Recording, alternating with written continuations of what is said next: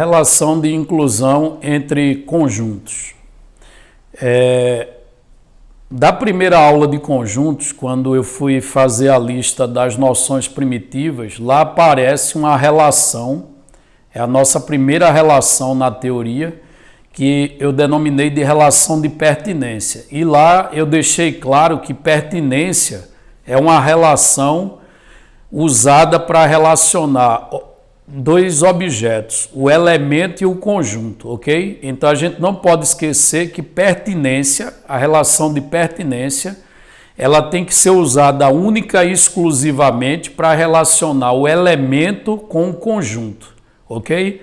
Nesse momento aqui aparece a relação que eu estou chamando aqui de relação de inclusão. E aqui entre parênteses eu coloquei o símbolo que representa essa tal de inclusão, certo? Que é um ser um pouco alongado, né? Diferente da relação de pertinência, né? Que a relação de pertinência a gente simbolizou assim, né? Vamos supor que eu tenho um elemento A, né? Representando por letra minúscula, aí eu digo que ele pertence ao conjunto representado por um A maiúsculo assim. Aí essa relação aqui é a relação de pertinência usada única e exclusivamente para relacionar elemento e conjunto. Agora, quando eu quero relacionar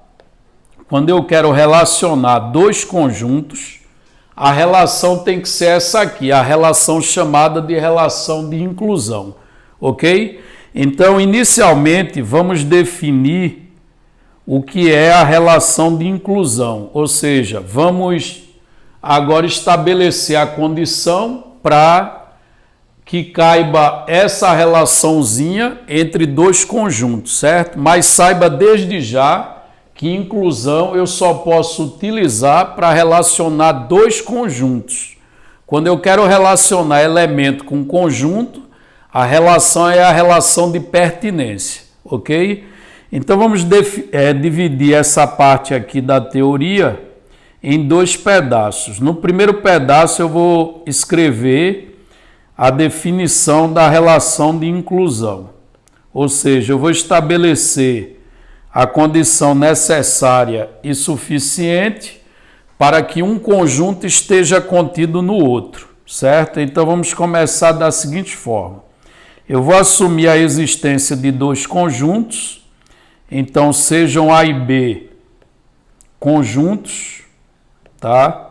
Então, a partir do momento que eu deixo claro que A e B são conjuntos, então, quando aparecer esse A e B no texto que eu vou escrever, eu não preciso estar dizendo que eles são conjuntos novamente, tá bom? Então, sejam A e B conjuntos, aí dizemos que A está contido,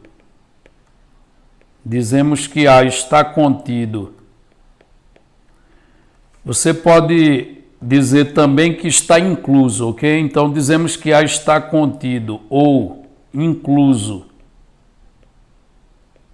em B, se...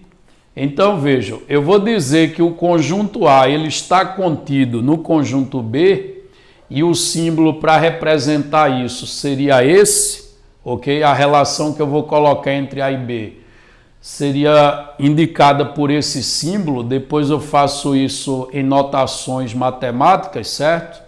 Então, para dizer que o A está contido em B, é necessário que todo elemento de A ele seja também elemento de B. Então, dizemos que A está contido ou incluso em B se todo elemento de A é também elemento de B. Então, se isso acontecer, você vai dizer que o A está contido em B, ok? E aqui eu vou fazer questão de destacar a palavra todo que eu usei aqui, certo? Por quê? O que eu quero enfatizar, destacando a palavra todo, exatamente nesse pedaço da definição, é que se existir um elemento em A, pelo menos um elemento em A, que não seja elemento de B, isso é suficiente para dizer que o A não está contido em B, certo? Eu preciso que todos os elementos do primeiro conjunto, que é o A, ele seja elemento também de B. Aí, se isso acontecer, eu vou dizer que o A está contido em B. Agora, veja que, de acordo com o que eu escrevi na definição, pode existir elemento em B que não seja elemento de A, certo? Mas aí não tem problema, porque o que eu preciso é que o A esteja contido em B, ok? Aí agora eu vou escrever isso que eu acabei de escrever em palavras, em símbolos matemáticos, certo? Aí perceba o seguinte, que para indicar que o A está contido em B, eu preciso escrever aquele símbolo, né, que é o Czinho um pouco alongado, entre o A e o B. Então, aquilo eu leio, A está contido em B, certo? Então, o A vai estar contido em B, se somente se, essa seta indo e voltando é uma seta de equivalência. E aí eu tenho que dizer que para todo elemento x que eu pegar, se esse x ele pertence ao A, tá certo? Então, ele pertence também ao B. Aí vejo que não é necessário essa segunda seta aqui voltar. Quando essa seta volta, eu estou dizendo que todo elemento que é de B é também de A. Aí isso torna o A igual ao B, como vimos lá na igualdade de conjuntos, né? E o que eu quero aqui não é uma condição de igualdade, eu só quero que o A esteja contido em B. E aí eu estou afirmando que para o A estar contido em B, para todo x que eu pegar, se esse x for elemento de A, ele tem que ser também elemento do B. Basta isso. Agora, é claro que pode existir elemento em B ou não, certo? Pode existir elemento em B que não apareça lá no A, mas isso não é problema porque eu só preciso o quê? Que todo elemento de A seja elemento de B, certo? Aí vamos fazer uma figura para que essa situação fique mais clara, ok? Então vamos estabelecer aqui um conjunto universo qualquer, certo? Suponha que você tem aqui um universo qualquer, certo? Então esse diagrama em forma de retângulo, ele representa um conjunto universo qualquer. Deixa eu ajeitar aqui a linha de baixo. Então, completando aqui o retângulo. Pronto, assim está melhor, ok? Isso aqui vai representar um conjunto universo qualquer, que eu vou indicar pela letra U, ok? Aí imagine aqui que eu construa um diagrama para representar o conjunto B, certo? Então esse diagrama em formato de elipse, ele vai representar o nosso conjunto B. E dentro de B, eu vou construir um diagrama para representar o conjunto A. Então, essa é a situação que eu quero mostrar que o A está contido em B. Então, você percebe que todos os elementos de A, ou seja, tudo que é de A é de B. Mas nessa configuração que eu estou mostrando aqui, há a possibilidade de elementos de B não serem elementos de A. E aí eu vou destacar aqui, né, que todos os elementos de A, que seria representado por essa região em azul, são elementos de B, certo? Então essa figura, né, ela retrata bem a situação A contido em B, certo? Então dizemos que o A está contido em B se todo elemento que é de A é de B também. Agora entendam que eu falei os elementos, não é para ter uma cópia do A dentro do B, certo? O que eu preciso é que todos os elementos de A sejam elementos de B. E a figura que retrata essa situação é esse diagrama à esquerda, ok? E que fique claro também que a relação de inclusão ela só pode ser utilizada entre conjuntos. Quando eu quero relacionar elemento com conjunto, eu uso pertinência. E conjunto com conjunto, eu uso a relação de inclusão, ok? Então vamos adiante aqui na nossa teoria. Antes de fazer alguns exemplos, eu vou indicar algumas formas que você tem disponíveis, né, para ler essa notação. O que a gente sabe até o momento é que aquilo se lê A está contido em B, né, mas você pode ler isso de algumas outras formas. Então, esse símbolo, né, lê-se. Primeiro, você pode ler A está contido em B. Você pode ler A está contido em B. Se eu ler a partir de B, eu posso ler B contém A, certo? Apesar que contém, existe um símbolo próprio para indicar contém. Então eu leio B contém A. Ou eu posso ler ainda A é subconjunto. Eu posso ler também A é subconjunto de B. E um sinônimo que a gente usa para subconjunto é a palavra parte. Então, quando eu digo que A é subconjunto de B, é o mesmo que dizer que A é parte de B. Então, se A está contida em B, você pode ler dessas 4 maneiras diferentes, né? E aí, para que fique mais claro ainda, né, quando é que eu vou ter o A contido em B, vamos analisar alguns exemplos aqui, certo? Lembrando que essa relação, ela só pode ser utilizada para relacionar 2 conjuntos, ok? Então, exemplo A. Vamos olhar para o conjunto formado pelo número 1 e o número 2, certo?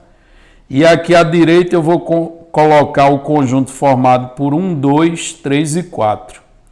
Então, o que é que você percebe aqui? Você percebe que o primeiro conjunto, ele tem 1 e 2 como elementos. E quando eu olho para esse conjunto aqui, ele também tem 1 e 2 como elementos, né? Então, todos os elementos do primeiro são elementos do segundo. Então, na hora de avaliar se um conjunto está contido no outro, eu tenho que olhar para os elementos, certo? Se todos os elementos do primeiro são elementos do segundo, aí eu concluo que o primeiro conjunto está contido no segundo. Então, aqui cabe a relação de inclusão, ok? Outro exemplo, imagina que você tem um conjunto formado pela letra A letra B, e aqui dentro eu vou colocar como elemento um conjunto formado pela letra A. E aqui à direita vamos colocar o seguinte conjunto, o conjunto formado por A, B, o conjunto formado pela letra A letra C e a letra D, ok? Então, na hora de julgar se esse primeiro conjunto está contido ou não no segundo, o que é que eu tenho que analisar? É se os elementos do primeiro, eles são elementos ou não lá no segundo conjunto. Ora, se você for destacar os elementos do primeiro conjunto, você tem como elementos aqui a letra A letra B e o conjunto formado pela letra A. Então, os elementos do primeiro conjunto é tudo que está entre essas chaves externas aqui, ó. Então, são esses 3 elementos. Você observa que lá no segundo conjunto, esses elementos aparecem novamente, o A, o B e o conjunto formado pela letra A. Agora, é claro, existem elementos no segundo conjunto que não aparecem no primeiro, mas isso não é problema para que o primeiro conjunto esteja contido no segundo. Então aqui também vai caber a relação de inclusão. Então, continuando aqui com os exemplos, vamos imaginar agora o conjunto formado por 1, 2 e 3 e supõe aqui o conjunto formado por 1 e 2, 4, 5 e 6. Observe que nesse exemplo, os elementos do primeiro conjunto são 1, 2 e 3. Mas quando eu olho para o segundo conjunto, ele não tem o elemento 3, tem apenas o elemento 2. Então, observe que existe um elemento no primeiro conjunto que não é elemento do segundo conjunto, ferindo a definição que diz que só está contido quando todos os elementos do primeiro são elementos do segundo. Então, como está faltando o 3 no segundo conjunto, a gente vai dizer que não está contido. E o símbolo de não estar contido é só cortar o símbolo de inclusão, certo? E um exemplo imagina o conjunto formado por A, B e C e o conjunto formado por A, B e C também. Aí esse é um exemplo em que todos os elementos do primeiro são elementos do segundo, portanto, aqui cabe a inclusão, mas aí todos os elementos do segundo são também elementos do primeiro. Aí, quando acontece o contrário também, note que os conjuntos eles são iguais, certo? Só que aí eu quero apenas analisar a inclusão e não a igualdade, ok? Então, temos aí 4 exemplos de conjuntos contidos no outro, ou melhor, exceto a letra C, né, que de propósito eu coloquei o elemento 3 aparecendo no primeiro, mas não no segundo, mas a letra A, B e D são exemplos de conjuntos em que um está contido no outro, ok? Agora, chamando a atenção para o exemplo da letra C, veja que a negação da inclusão, ela ocorre quando existe pelo menos um elemento, no mínimo um, pode ter mais, certo? Que apareça no primeiro, mas que não apareça no segundo. Então, vamos escrever uma observação sobre isso, certo? Então, note o seguinte. Note que, para se ter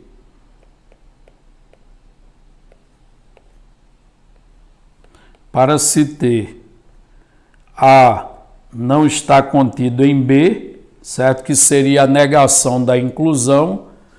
Para se ter A não está contido em B, basta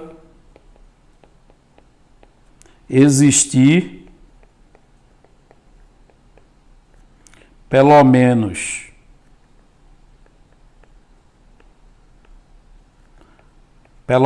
um elemento X pertencente a A, tal que esse mesmo X não pertença a B, ok? Então, se existir pelo menos um elemento em A que não apareça no B, isso é suficiente para afirmar que A não está contida em B, ou seja, para negar a inclusão, tá ok?